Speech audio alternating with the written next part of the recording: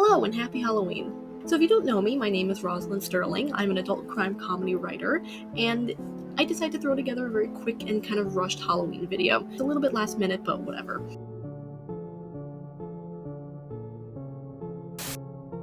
So for NaNoWriMo next month, I was planning on writing a little Halloween scary short story, but change of plans. The second book of my trilogy now has to get completely rewritten, so I might be focusing on that instead.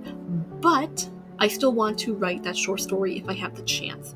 Which brings us to the topic of this video, the backrooms. Now, I wanted my short story to take place in the backrooms because I've always been interested in creepypasta and internet horror, urban legends, all that kind of stuff. I've never really been a fan of horror novels like Stephen King. I've always just loved internet horror. I found it more interesting, simple, wacky. I've always just loved internet horror much more. And the backrooms became a current hyperfixation the more I delved into it and learned how complex it was.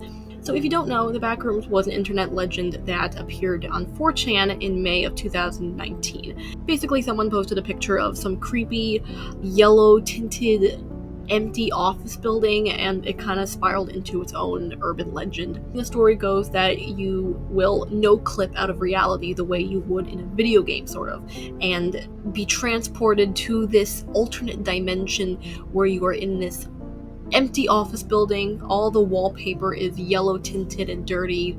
The rug below you is kind of wet. You can hear the sounds of buzzing light fixtures above you, and there are supposedly creatures that haunt the backrooms, though I believe canonically that was changed.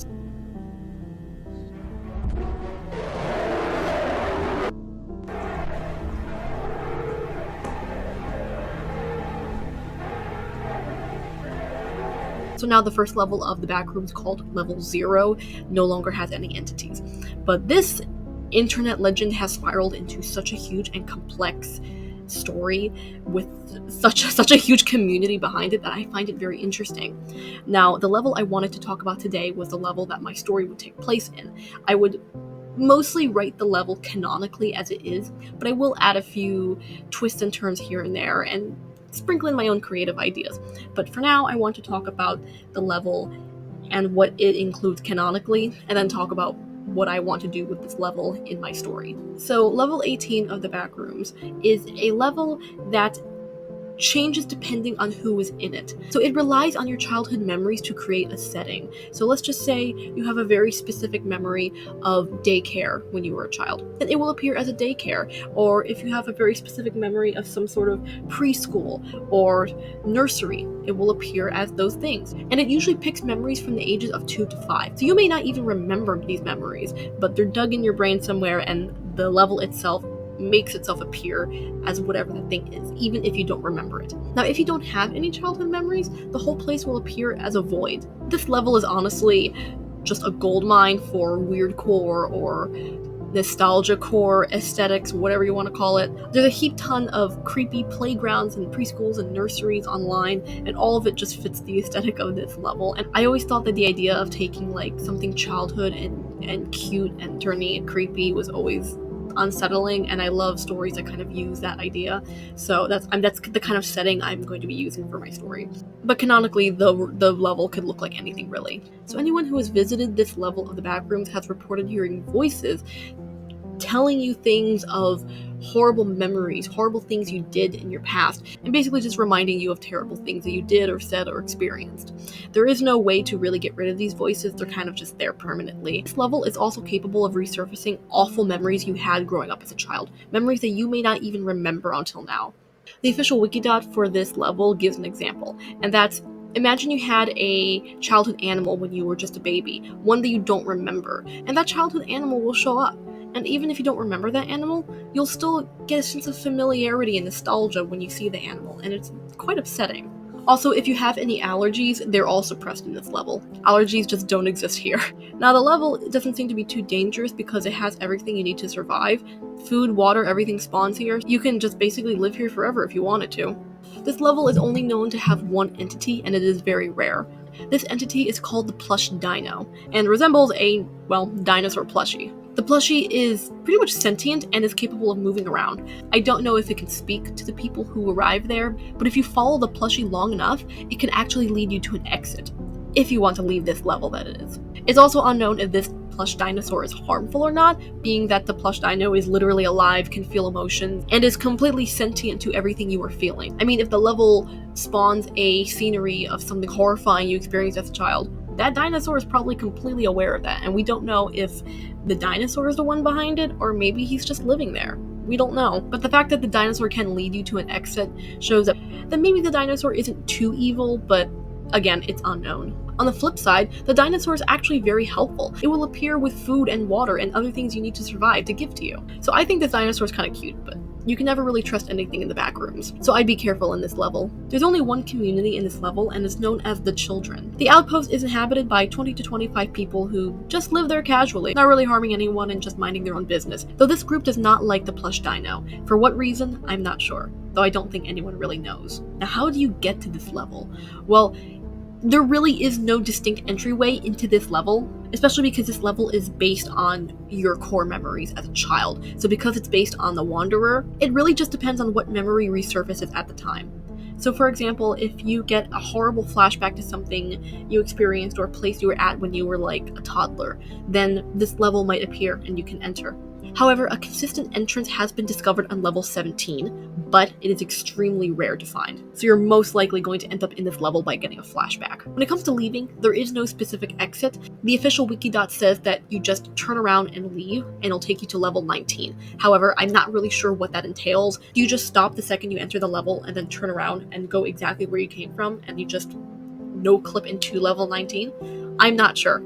As I said before, the plush dino can lead you out as well, but it's known to take extended periods of time for this dinosaur to find the exit. Pretty much you have to follow this dino for a really long time before you find any way out. So if you find yourself in level 18, you might be stuck here for a while. So that's everything that the official wiki says about level 18, so that's all the canonic information. Now, when it comes to my story, my idea was that it would follow a little brother and sister who no-clipped out of reality and wandered their way through the backrooms and finally escaped after hitting level 18. Of course, they explored a little bit. Only thing is, the brother was the only one to make it.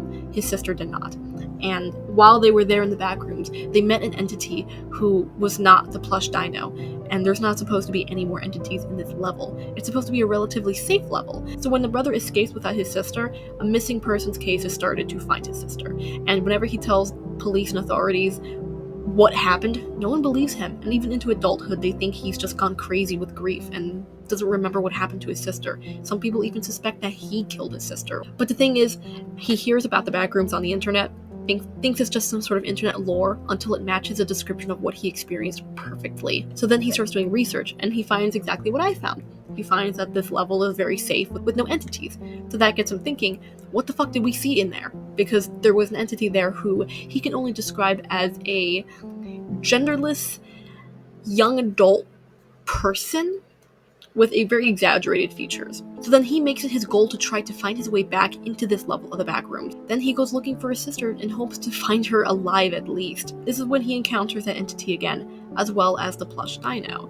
And there's a little plot twist at the end about where this entity came from and who is possessing both the entity and the plush dino. I changed the backstory of the dino a little bit, so the dino is kind of possessed by someone or something and may or may not be evil.